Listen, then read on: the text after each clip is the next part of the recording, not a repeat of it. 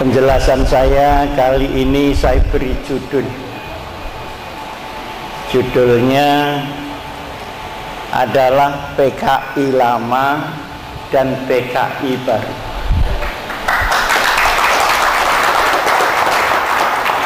Apa bedanya PKI yang lama dan PKI yang baru, dan apa persamaannya? Apakah PKI yang baru masih seperti yang dulu? Saya akan memulai yang lama.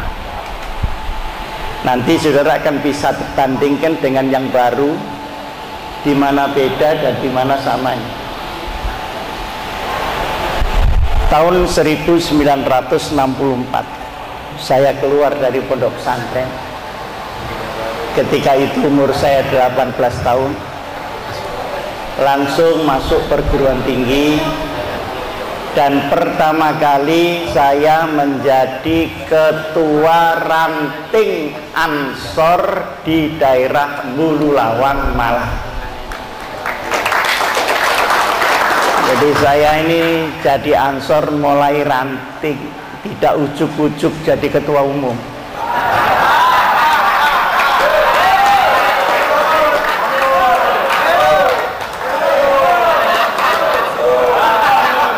Saya juga jadi NU, mulai ranting, NWC, cabang, kemudian wilayah Jawa Timur 2 kali, PBNU 2 periode, Ansor Jawa Timur 2 periode, Ansor Pusat 1 periode. Jadi saya di NU ini sudah khatam. Tinggal doa khatamannya tok. Oleh karenanya jangan ditarik-tarik ke juz amma lagi. Itu sudah bagiannya Nusron wa ala alihi.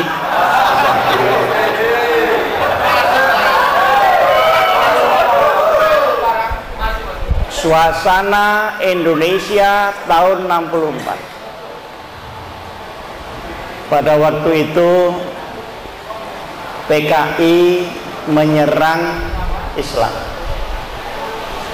menyerang kaum muslimin, menyerang Pancasila, sekaligus akan mengambil alih Indonesia. Puncaknya adalah tahun 64. Tahun 60 mulai ada manifesto politik, diteruskan dengan resopim, diteruskan dengan carek, pakai malaikat turun dari langit jalannya revolusi kita. Ada tahun Veviri Pericoloso, tahun 64, tahun berdikari. Ketika itu PKI melakukan gerakan pada 4 bidang. Pertama bidang militer, kedua bidang politik, yang ketiga bidang ekonomi, dan yang keempat bidang kebudayaan. Dalam bidang militer tadi disampaikan oleh Pak Salim Said, buruh dan tani harus dipersenjatai dan sudah disiapkan oleh Republik Rakyat Cina sebanyak 100.000 pucuk senjata. Tinggal membawanya saja ke situ. Dan sudah disetujui. Tentara mulai dibunuh di Bandar Petsi. Kemudian gerakan-gerakan yang bersifat massa sudah mulai dilakukan. Misalnya mengganggu orang sholat. Lalu yang kedua, gerakan politik. Tahun 64 itu sudah siap, namanya Dewan Revolusi. Mulai tingkat pusat sampai kepada tingkat desa. Dan Dewan Revolusi inilah, kalau G30 berhasil, langsung mengambil pemerintahan dari pusat sampai ke desa. Teror-teror berupa pembuatan lubang-lubang untuk para kiai. Kalau di tempat saya, justru yang akan mengubur anak dan cucu-cucunya adalah mbahnya sendiri sebagai tokoh komunis. Lubang-lubang semua sudah disiapkan, alhamdulillah diisi oleh mereka sendiri. Nah, kemudian di bidang budaya, itu tadi yang di bidang politik, termasuk pembunuhan jenderal-jenderal ini semi militer dan semi politik. Kemudian di bidang kebudayaan, serangan-serangan kepada Islam sebagai agama itu luar biasa. Di dalam budaya ini yang di depan namanya Lekra, Lembaga Kesenian Rakyat. Itu pegawaiannya bikin ludruk, judulnya Matinya Gusti Allah. Ada judulnya Gusti Allah Mantu. Nah, berarti kan ada besannya Gusti Allah.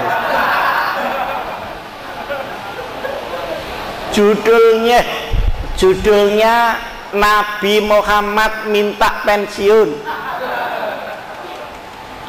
Itu yang dikemukakan. Jadi hujatan-hujatan kepada agama itu luar biasa.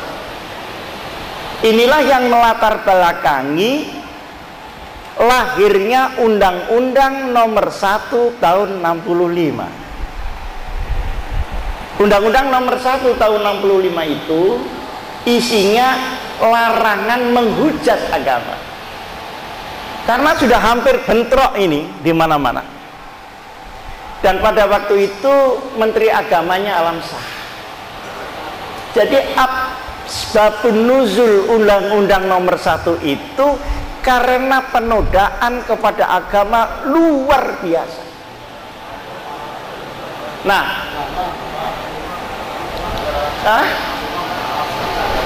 siapa? Oh, Pak Saifuddin. Maaf, tahun 65 Menteri Agamanya siapa? Ingat saya, itu undang-undang yang mengajukan Pak Alam Shah Ratu Prawiran. Dia di Sesnek. Ya betul, yang betul bukan Menteri Agama, masih di Sesnek. Tapi dari beliaulah ide itu, karena beliau sebagai seorang Muslim dan tentara, jadi berani untuk menghentikan penodaan agama. Nah, belakangan Undang-Undang Nomor 1 Tahun 65 itu digugat supaya dicabut. Sayangnya ada orang NU yang ikut menggugat di situ. Innalillahi wa inna ilaihi raji'un. Nah, saudara, kemudian dari segi pemutarbalikan opini, jadi misalnya BTI, Barisan Tani Indonesia, pekerjaannya ngapling-ngapling tanah milik orang lain. Itu kalau pidato di muka santri, BTI adalah Barisan Tani Islam. Jadi mereka itu sepertinya lidah tidak bertulang, karena yang lidahnya bertulang itu hanya bebek aja. Jadi enak aja dia berbalik ke kiri ke kanan itu. Kenapa? Karena tidak ada Tuhan. Tidak ada sesuatu yang harus dipertanggungjawabkan kepada Yang Maha Kuasa. Nah, saudara-saudara, di bidang ekonomi, pengerusakan ekonomi, penghancuran sektor-sektor ekonomi vital, kemudian gelombang-gelombang untuk menghantamkan buruh kepada majikan, semuanya terjadi untuk runtuhnya ekonomi itu, karena prinsip yang akan dibangun adalah komunisme proletariat, di mana masing-masing orang tidak boleh punya hak apa-apa kecuali hidup kepada negara. Maka seluruh alat produksi harus dihancurkan terlebih dahulu. Ini suasananya. Nah, kemudian kalau tadi sudah disebutkan bagaimana tahun 48 itu baru 3 tahun saja Indonesia merdeka. PKI Muso ini sudah berontak. Tapi sekali lagi, kelihayan PKI itu pertama menghapus jejak, yang kedua membersihkan diri, yang ketiga menimpakan kesalahan kepada orang lain, yang keempat minta orang lain memberi ganti rugi kepada dia. Itu kelakuannya PKI wa ala alihi wa sahbihi. Sehingga 48 berontak. 7 tahun kemudian 55 mereka sudah bisa ikut pemilu dan menjadi nomor 4 pemenang pemilu. Nomor 1 PNI, nomor 2 Masyumi, nomor 3 NU, dan nomor 4 PKI. Itu hanya berapa tahun? Nah, setelah diberi kelonggaran mulai reformasi sampai sekarang, ini sudah 13 tahun. Maka sangat mungkin dipakai waktunya untuk membersihkan diri, untuk melemparkan kepada orang lain, sekaligus menuntut orang lain itu harus membayar, dan selebihnya dia akan menguasai karena permintaan maaf daripada pemerintah itu sendiri. Saya waktu ditanya bagaimana pendapatnya kalau pemerintah meminta maaf, pendapat saya, tidak ada hak pemerintah untuk minta maaf, apalagi kewajiban untuk minta maaf. Jadi kalau pemerintah memberi maaf, itu pemerintahnya salah. Loh, urusannya dengan siapa kok dia yang minta? Nah, saudara-saudara, ketika tahun-tahun PKI lama itu, komunisme masih dipimpin oleh Uni Soviet. Pada tahun 48, 65 dipimpin oleh RR Cina, dan Indonesia menjadi negara komunis kedua terkuat di seluruh Asia. Jadi saya sendiri yang menyaksikan ketika itu, saudara-saudara sekalian, saya juga tidak membayangkan kalau akhirnya PKI itu kalah, karena hampir semua sektor itu sudah dikuasai. Tapi wa makaru wa makarallah wallahu khairul makirin. Orang boleh bersiasat dan mensiasati Allah, tapi Allah zat yang mengatur siasat. Jatuh dia. Nah, setelah jatuh, ganti dipimpin oleh Pak Harto. Waktu Pak Harto, karena yang memimpin ini tentara plus birokrasi, ada partai yang tidak mengaku partai, namanya Golongan Karya. Itu partai tapi tidak mau disebut partai. Dan Golongan Karya ketika itu menang terus setiap pemilu karena didukung ABRI, kedua didukung birokrasi, dan ketiga menghitung sendiri. Oh, tapi itu dulu. Nah, mungkin yang tepuk tangan ini pernah jadi komisaris desa.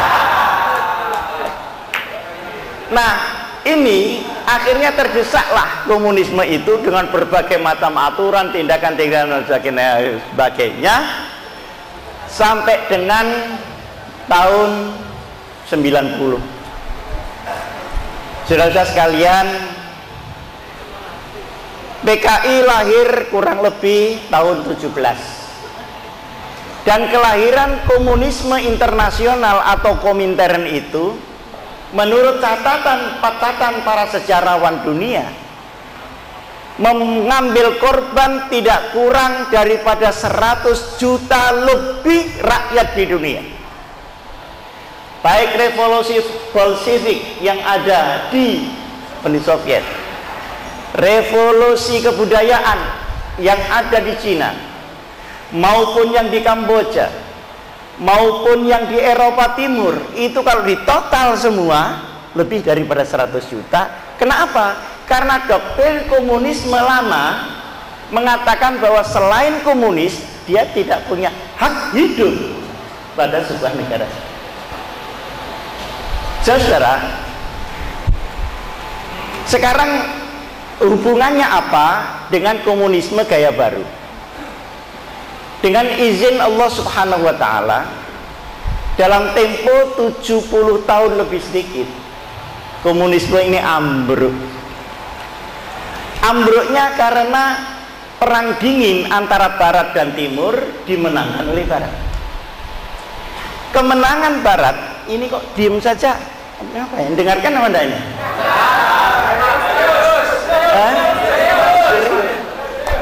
Kok ono rupa gak ono suara ya apa? Dengerin ya, dengerin ya.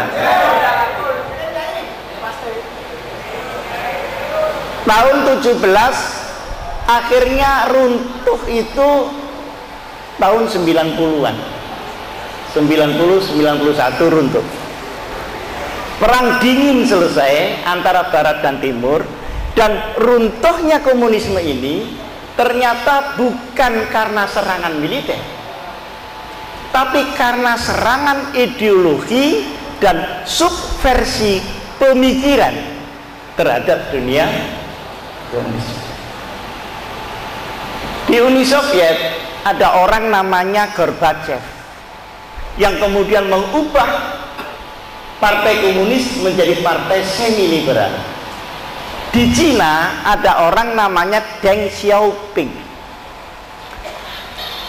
Di Polandia yang berdekatan dengan Yugoslavia itu ada tokoh di kota Gdańsk namanya Lech Wałęsa.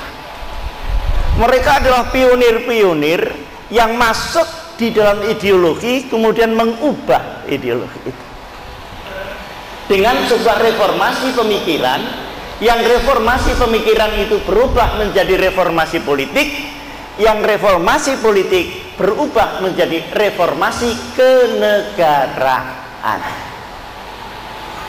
Nah, saudara, setelah Barat merasa mengalahkan Timur, ini terjadi perubahan besar. Dulu waktu Barat belum mengarahkan Timur, maka untuk menghadapi komunisme mereka bersatu dengan tokoh-tokoh dan umat Islam seluruh dunia. Maka pada tahun 65 itu sebenarnya lebih sederhana daripada situasi sekarang. Dulu yang kita hadapi hanya satu, komunisme. Sementara Front Pancasila juga berhadapan dengan komunis. Tentara Angkatan Darat karena dilukai, dia anti komunis.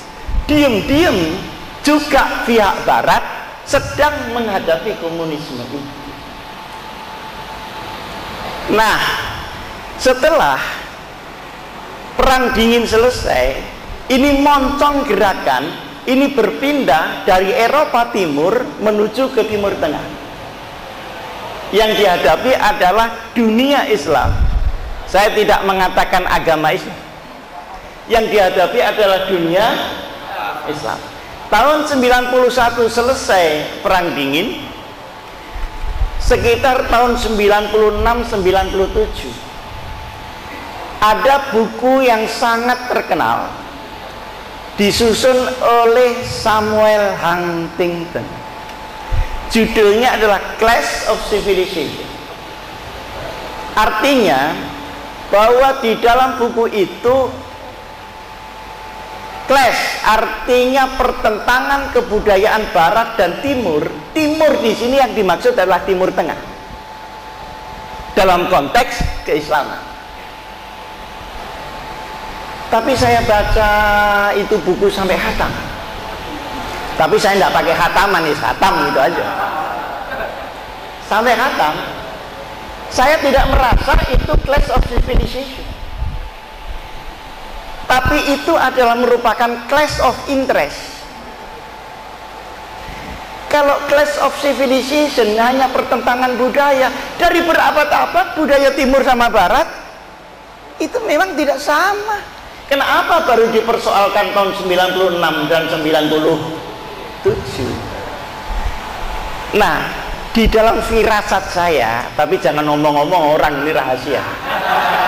Dalam firasat saya, ini tidak sekedar buku. Ini adalah sebuah warning bahwa akan terjadi clash yang betulan. Maka tidak tahu bagaimana Allah mengatur bumi ini. Tahun 2001 terjadilah serangan hebat di WTC, juga di Pentagon. Menara kembar merupakan kebanggaan Amerika runtuh.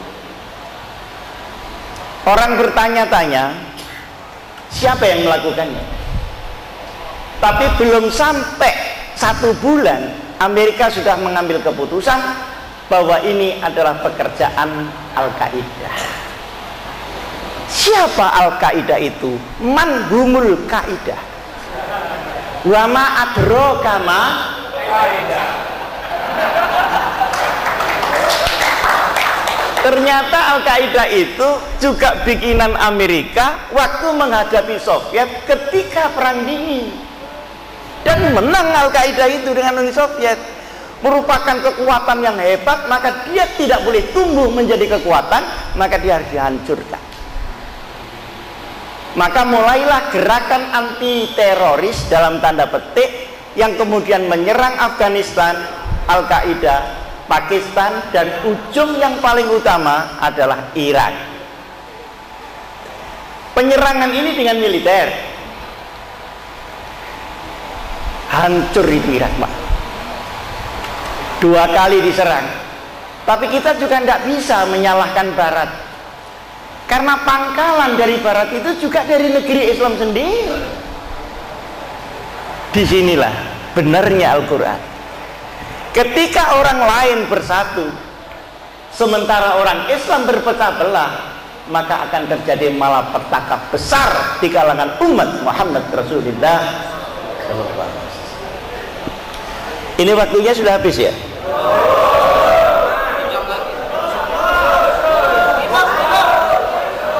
Aku ini kesel itu. Besok pagi mau naik haji. Ya besok lusa lah. Sudah 2 bulan ini belum ketemu ibunya anak-anak. Nah, saudara sekalian, sampai mana tadi cerita? Lah jangan. Al-Qaeda. Ternyata invasi dengan cara militer itu sangat mahal.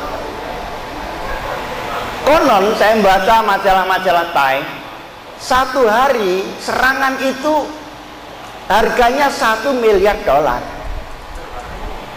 Bayangkan kalau 60 hari menyerang Irak. Akhirnya urunan mereka. Terus menerus begini terlalu banyak bahaya, terlalu banyak biaya. Maka dipakailah kemudian pada tahap pertama adalah invasi secara pemikiran, HAM, demokratisasi, terutama di daerah-daerah yang negara Islamnya itu memang diktator dan korup. Libya, kemudian juga mungkin Mesir, juga Tunis dan sebagainya. Akhirnya terjadi pemberontakan. Nah, setelah pemberontakan, namanya pemberontakan pasti ditumpas oleh pemerintah. Ketika menumpas itu, maka cepat-cepat diturunkan HAM untuk menghukum negara yang menumpas itu. Jadi yang perlu diusut sekarang, HAM itu makhluk apa? Menurut saya, HAM itu ada 3 macam.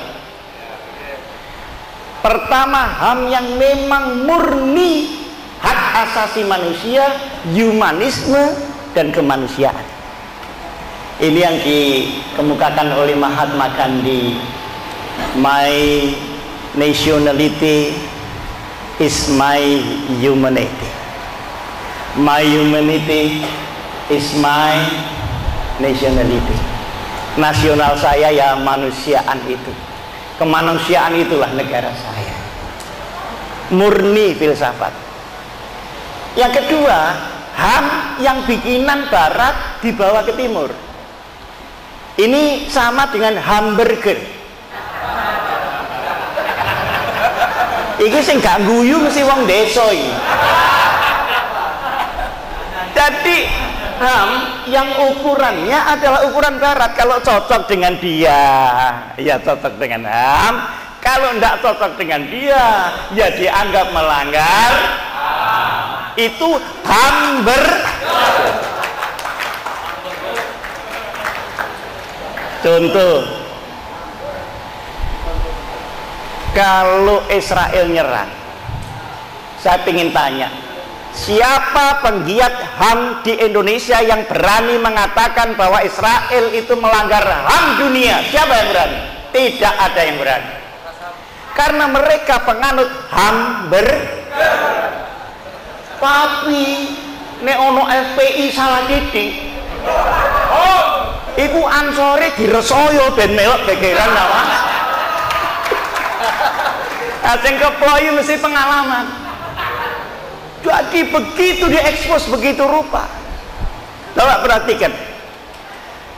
Kalau ada Ciketing, kalau ada Cikesik, kalau ada misalnya di Madura, karena ada bau Islamnya, maka segera diekspos ke luar negeri sebagai pelanggaran HAM, dilaporkan kepada asing supaya asing punya senjata untuk membunuh bangsanya sendiri, yakni bangsa Indonesia.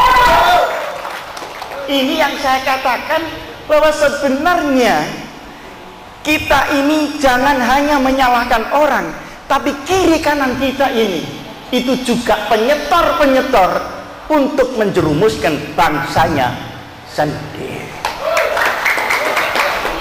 Sekarang ini lebih rahasia lagi. Saya lebih rahasia lagi. Sekarang modelnya di Papua kan ribut ya, mau lepas mau ini. Perhatikan baik-baik. Kalau ada TNI menembak pemberontak Papua, wah langgar HAM, begini, bener nggak?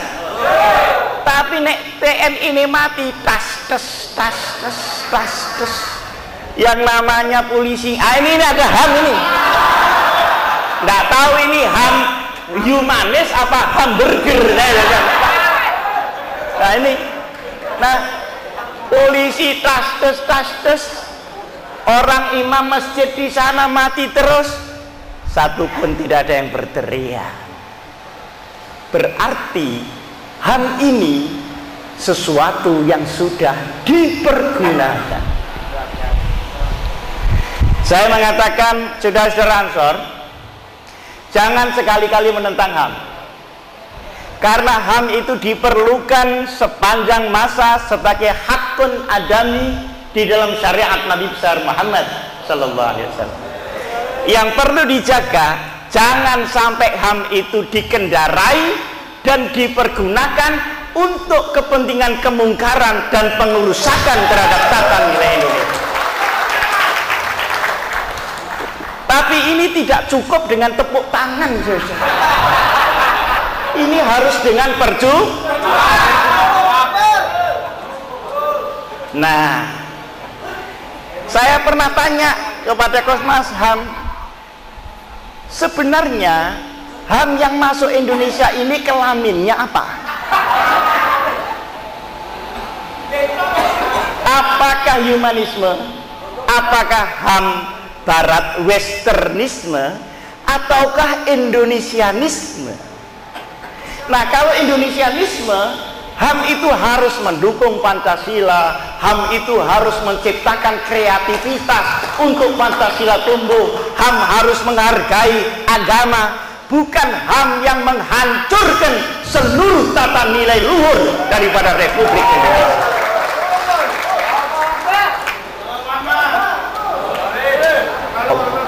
Sami Allah liman hamidah. Ini selesai apa terus? Pokoknya Ansor nek diobong-obong. Paling cocok. Nah, saudara, saya pernah tanya, apakah HAM yang masuk di Indonesia merupakan monster untuk melawan seluruh tata nilai yang ada di Indonesia?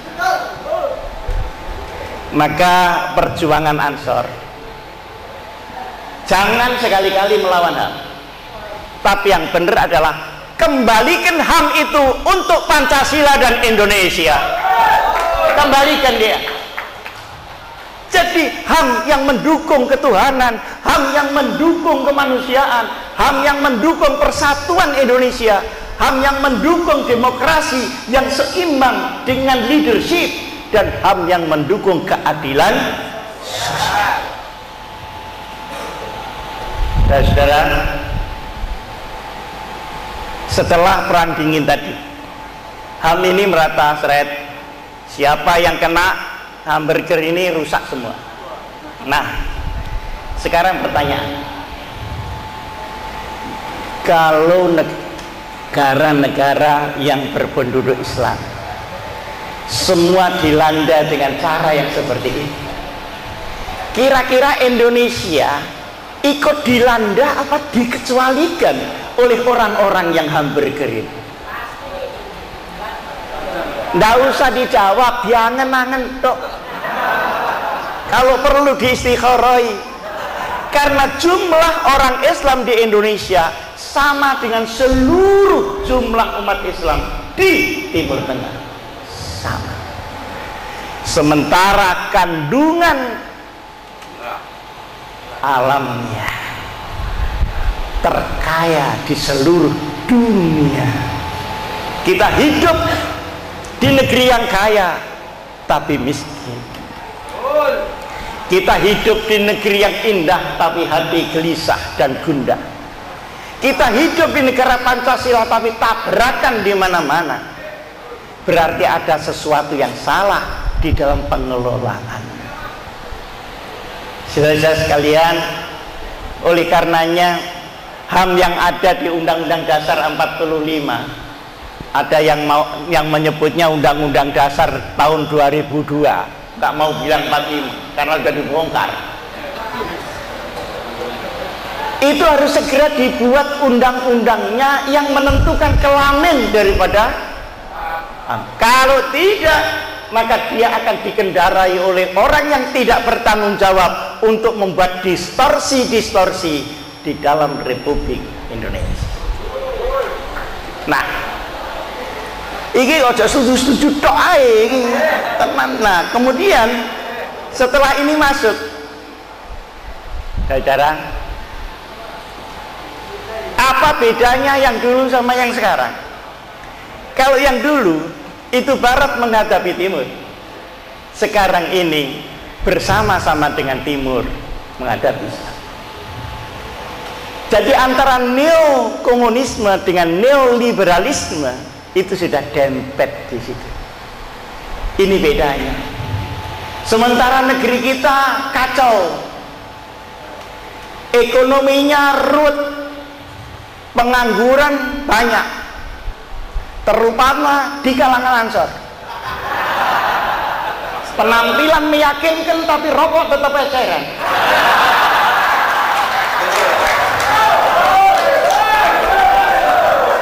HP-nya 3 tapi tidak ada pulsanya. Sehingga miskol tok. Bahasa Arabnya miskola zarotin. Saudara-saudara, di tengah-tengah HAM yang seperti itu, kita mempunyai tatanan baru setelah reformasi ini dengan kebebasan-kebebasan. Kebebasan pasti mahal. Kenapa orang ngotot kebebasan pada waktu reformasi? Karena 30 tahun tidak bebas. Jadi pengap, seluruh jendela-jendela ditutup waktu zaman Orde Baru. Begitu dikasih bebas, semua jendela dibuka semua sehingga masuk angin. Yang diperlukan adalah ventilasi, tapi yang terjadi adalah rumah tanpa dinding. Ibarat orang menyiangi, ngerti menyiangi apa enggak? Matun blok. Matun itu mestinya yang dicabut kan rumputnya, tapi saking semangatnya padinya ikut dicabut, akhirnya enggak panen. Padahal kita perlu kebebasan, iya, tapi kita perlu makan di tengah kebebasan, kita perlu bersatu di tengah kebebasan, kita perlu harga diri di tengah kebebasan. Kebebasan bukan sesuatu yang berdiri kosong di ruangan yang kosong, tapi setiap perubahan pasti ada penumpang gelap. Ketika orang ingin bebas, maka diputerlah di situ pembebasan ekonomi, sehingga keadilan sosial bagi seluruh rakyat Indonesia menjadi perorangan yang kaya-kaya. Keadilan politik berubah menjadi liberalisasi politik, sehingga politik bukan bagian dari aspirasi, tapi bisnis demokrasi dan bisnis politik. Sehingga semua berjalan transaksional. Banyak pemilu kada yang kena serangan fajar. Nah, ini yang guyu mesti oleh serangan fajar. Saya kan mengingatkan saudara-saudara, awas serangan fajar. Ternyata jawabannya rakyat beda, Pak. Loh, saya ini sudah dari kemarin menunggu serangan fajar. Sampai sekarang kok tidak diserang-serang itu bagaimana?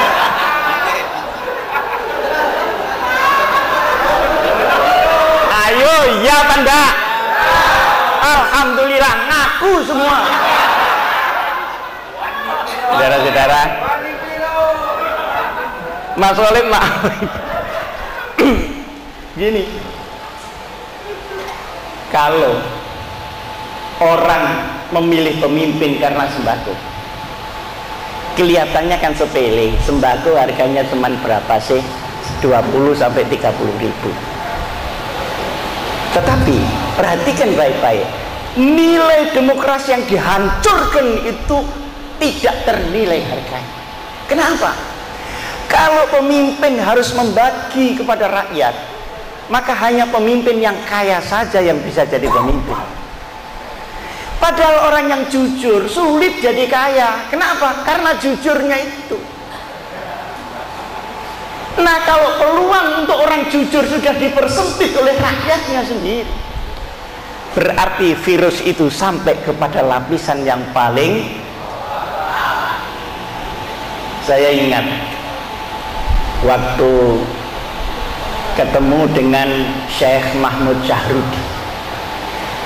Beliau itu adalah ketua Mahkamah Agung Iran. Saya tidak bicara Syiahnya, saya bicara Irannya. Saya tanya, Syekh Ayatullah, apa rahasianya Ahmad Timjat kok dari wali kota kepilih jadi presiden? Jawabnya beliau begini, Pak Sim. Ahmad Timjat itu mampu meyakinkan rakyat Iran bahwa dia sanggup hidup miskin selama hidupnya. Sehingga kalau kampanye begini, saudara-saudara, saya Ahmad Timjat, wali kota Teheran, saya menyalonkan jadi presiden.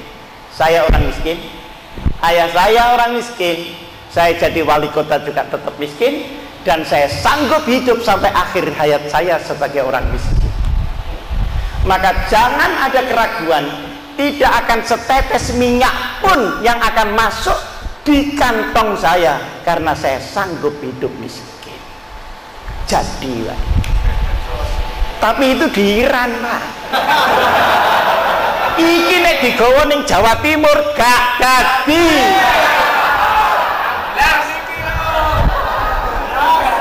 Kata orang-orang Jawa Timur, dan nek calon ngene kecut wae.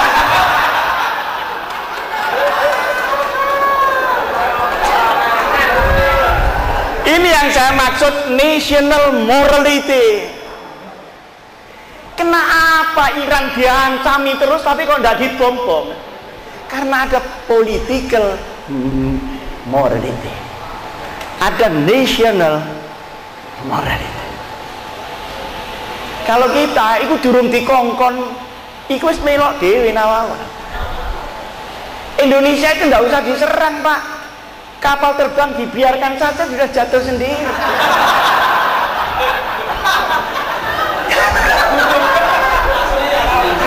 Apa yang menanti? Tidak usah diserang. Kapal terbang jatuh sendiri. Kapal perang di laut tenggelam sendiri. Inna lillahi wa inna ilaihi. Mari kita tahlil bersama-sama.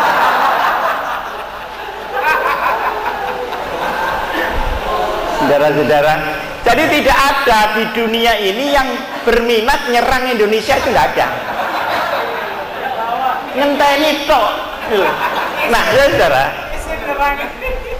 sekarang perhatikan, dengan adanya ketidakimbangan antara demokrasi dan leadership, yang seharusnya kerakyatan yang dipimpin oleh hikmat kebijaksanaan, jadi kerakyatan itu tidak diistilahkan demokrasi, karena demokrasi berbagai macam bentuk, maka dipakai kerakyatan, artinya untuk rakyat. Tapi ini harus ada pimpinan yang punya hikmah kebijaksanaan. Mahyal hikmah, al hikmatu lubus syai'. Jadi setiap kebijakan harus ada moralitas di dalam kebijakan. Ini udah kabur semua. Ketuhanan yang Maha Esa sudah ganti keuangan yang Maha Kuasa. Kemanusiaan sudah kekejian, bentrok dan sebagainya.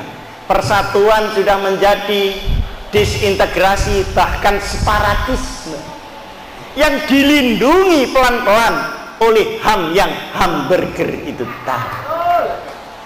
Saudara, dalam kondisi seperti ini, Ansor mau diletakkan di mana? Nah, ini bagiannya PPGP Ansor. Saya dari PP Ansor itu 30 tahun yang lalu. Jadi ojo dikongkon mikir maneh.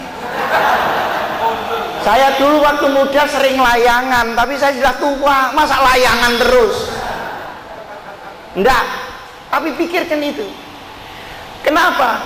Karena umat kita, terutama umat NU, juga umat Islam, bahkan rakyat Indonesia sekarang sedang dalam disorientasi kebangsaan. Jadi tidak tahu bangsa ini kenapa begini, mengapa Indonesia jadi begini. Taunya cuma bingung. Sementara media hanya menyajikan episode konflik, bukan menyajikan keutuhan daripada civic education Indonesia. Maka menurut saya kembali kepada pengkaderan. Ini kembali kepada pengkaderan. Saya berharap, kenapa saya mau datang ke sini? Saya berharap bahwa Ansor masih bisa untuk menjaga hak hidup NU sampai kiamat. Sekarang ini sudah tidak karu-karuan. Ahli sunnah wal jamaah diutek-utek gak karu-karuan. Aturan-aturan dikaburkan. Saudara-saudara, saya tidak beri suudzon, tapi sebagai analis boleh suudzon bahwa penyerangan-penyerangan terhadap NU pasti didahului dengan pelemahan NU terlebih dahulu sebelum dia diserang. Renungkan baik-baik nanti kalau pulang. Kalau saudara membaca Tempo, itu bukan berita, Mas, itu gerakan. Sehingga masing-masing itu ada tahapannya sendiri. Yang kedua, setelah pengkaderan ini, biasakanlah Ansor sebagai generasi muda mengetahui peta keadaan. Saudara sedang main bola, kan harus tahu lapangan ini becek, apa licin, apa bagus. Lah ini harus dengan orientasi. Kalau petanya saja tidak tahu dari sebelah mana Anda akan berjalan. Saudara-saudara, mengapa ini rahasia lagi ya? Rahasia kok di sini ya teman. Kenapa saya sudah 2 kali menjadi ketua umum PBNU sudah merasa cukup? Karena saya tahu bahwa akan ada sawan-sawan dari sana sini. Daripada saya harus berhadapan dengan teman sendiri, sejak hampir setahun sebelum muktamar saya mengatakan saya tidak nyalon. Tapi tolong NU ini dijaga sesuai dengan kemurniannya.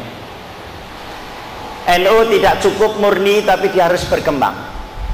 Tapi perkembangan itu harus pakai manhaj yang bisa menandingi orang lain, bukan mengikuti orang lain dalam posisi kapitulasi kita kepada orang lain. Disinilah bedanya antara tasamuh, antara toleransi dengan kapitulasi, antara tasamuh dengan istislam. Beda. Kalau tasamuh, toleransi itu kita tegak berdiri tapi mengayomi yang lain. Kalau istislam itu tegaknya itu tidak ada, cuma gaya mengayomi padahal dia ikut kepada orang lain. Alhamdulillah, ini yang tersenyum ini orang yang cerdas-cerdas. Tapi saya lihat di sana kok tidak ada yang tersenyum. Saudara, istislam, kapitulasi, apa kata sama? NU itu toleran, NU tasamuh, NU moderat, tidak ekstrim, tapi juga tidak menyerahkan akidah kita kepada orang lain.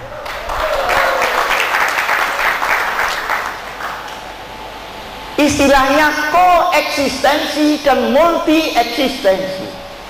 Dan sebagai mayoritas harus berkualitas di atas mayoritas sambil melindungi minoritas. Jadi kita mayoritas harus berkualitas di atas minoritas, tetapi melindungi minoritas. Nah, ketika kita melindungi padahal kualitas kita ambruk, sebetulnya bukan melindungi, tapi terlelap di dalam formasi yang dipakai oleh orang lain. Disinilah uniknya Jam'iyah Nahdlatul Ulama. Oleh karenanya, seperti yang kita hadapi sekarang, ribut PKI dan sebagainya, dia bukan satu-satunya bahaya yang kita hadapi. Bisa juga dari segi-segi yang lain. Di dalam NU sendiri, To'ifah itu mulai kemasukan yang tidak-tidak. Hubungan antara politik dengan Jam'iyah sudah kehilangan amanah. Padahal kunci politik itu adalah al-amanah was-sidq. Sidq dan amanat itulah kunci daripada kecemerlangan politik. Ketika politik kehilangan as-sidq wal amanah, maka dia sebetulnya hanya perusahaan politik. Tapi aneh, sidq sama amanat itu sudah lama pergi, kok tidak pulang-pulang sampai sekarang. Iki dia kemana saja. Nah, saudara-saudara sekalian, saya tidak menganjurkan saudara-saudara marah-marah dengan tempo dan begini. Saya tidak menganjurkan. Saya hanya menganjurkan bahwa inilah saatnya, alaikum anfusakum la yadurrukum man dhalla idza tataitum. Hari ini adalah waktunya kita mengintrospeksi diri. Tutup semua kelemahan-kelemahan sehingga mereka tidak bisa masuk. Kadang-kadang sering kita melakukan gol bunuh diri. Kadang-kadang gol bunuh diri itu juga dibungkus dengan intelektualisme, dibungkus dengan berbagai macam kata-kata yang manis, padahal dia sedang menipu dirinya sendiri. Ujung-ujungnya kita harus kembali kepada Allah Subhanahu wa ta'ala. Dulu Pak, waktu tahun 65, modal kita masih utuh, kiai-kiai masih sakti. Anak Ansor disuruh mandi saja, begitu keluar dari mandi dia sudah tidak mempan senjata tajam. Beliau-beliau yang begini sekarang sudah wafat. Kalaupun ada tinggal sedikit. Sebagian besar sudah menjadi korlap-korlap pilkada di mana-mana.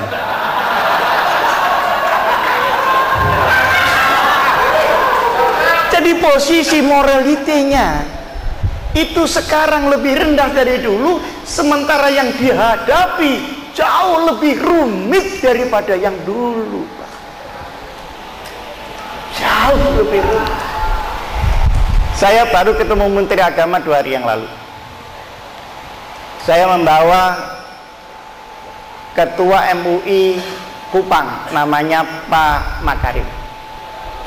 Dia membuat masjid sampai sekarang tidak bisa jalan, Pak, karena diributi sama tetangga kiri kanan yang tidak setuju kepada masyarakat itu, masjid itu, dan tanda tangannya tidak cukup, sudah cukup dicabut lagi, begitu terus.